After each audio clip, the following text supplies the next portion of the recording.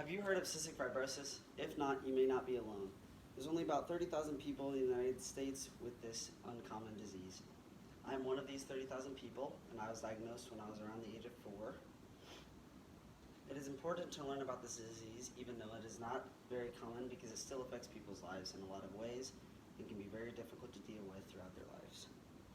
Today I would like to talk about information about this disease and how people treat it, their symptoms, and their lives with it.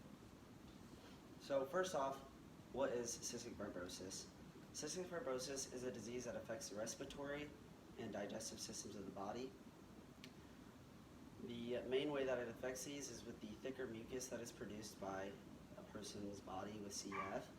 The mucus is thicker than an average person's, and it blocks air passages and passages in the digestive systems of the body. The thick mucus can block airways, making it difficult to breathe, and can later have a lot of issues down the road.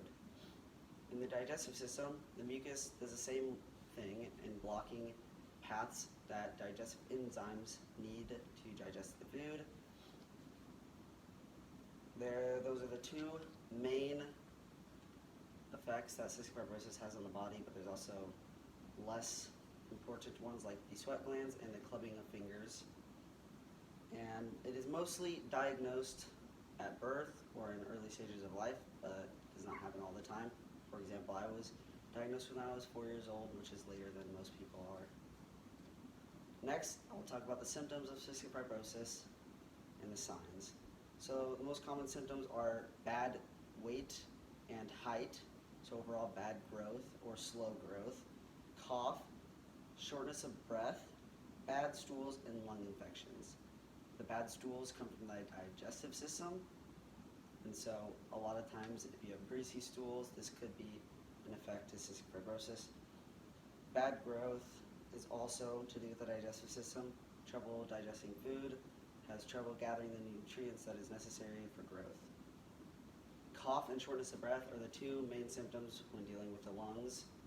The cough is due to the thick mucus, and the shortness of breath also is due to thick mucus clogging up the passageways, making it harder for a person with CF to breathe.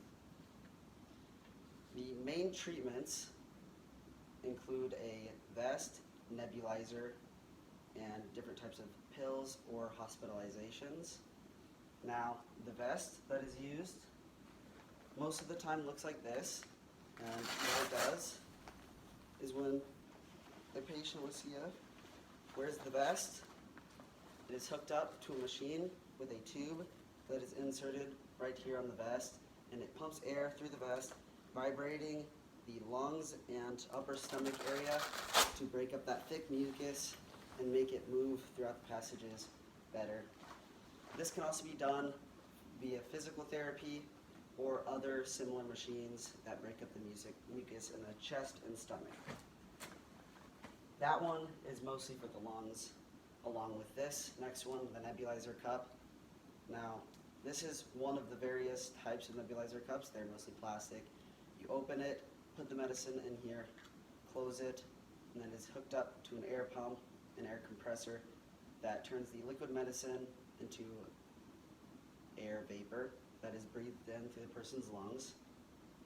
There's a variety of different pills that someone with CF has to take, including acid reflux pills and Creon, which replaces the digestive enzymes to help a person digest their food.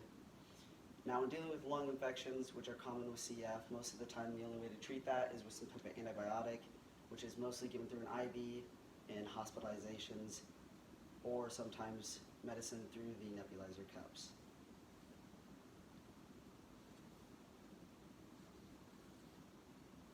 Okay, so today I hope you guys learned a little bit about cystic fibrosis and how it affects people's lives and all of the stuff that they have to go through. With technology and the medical industry advancing farther and farther, people with cystic fibrosis are able to live longer lives than they ever have before. Fuck. Good job, kid.